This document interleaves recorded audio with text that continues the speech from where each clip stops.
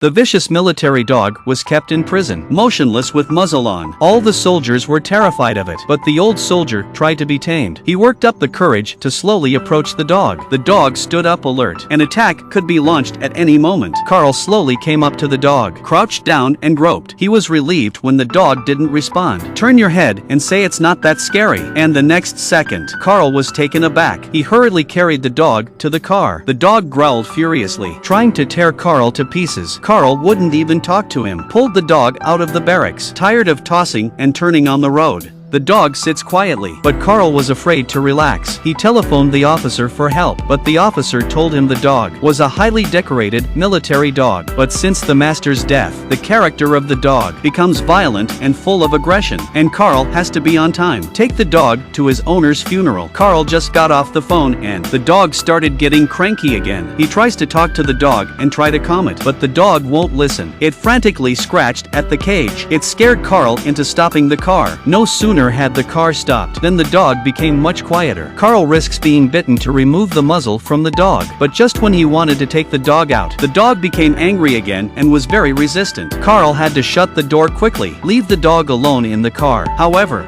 the dog took advantage of Carl's absence. The cage was torn apart in 2 or 3 seconds. Carl came back stunned by what he saw. The manic dog was biting the seat to vent his anger, tore the holster apart. In spite of his anxiety, Carl was afraid to open the door of the car, or he's the one who's being ripped apart. But he can only take out the cruel action. Put a tranquilizer in the ham to calm the dog down. The dog crumpled feebly in the car after eating the ham. Carl was very happy to tame the dog, and so he drove comfortably to the small town. Carl was afraid the dog was hungry, so he took out the dog food and put it in front of the dog. But the sedatives are working. The dog couldn't stand up and ate on his stomach. There was some guilt in Carl's heart. He grabbed a handful of dog food and stuck it to his mouth to coax it. But the dog no longer trusts Carl, won't eat what he's feeding. Carl threw the dog food back to the car to sleep. The next day Carl woke up in a daze. He forgot there was a vicious dog in the car. Carl had just unscrewed the mineral water for a drink. Although Carl was angry, he still has to get the dog to his destination on time. On the way, Carl tried to bond with the dog, telling him stories and feeding him snacks. But the dog did not appreciate it,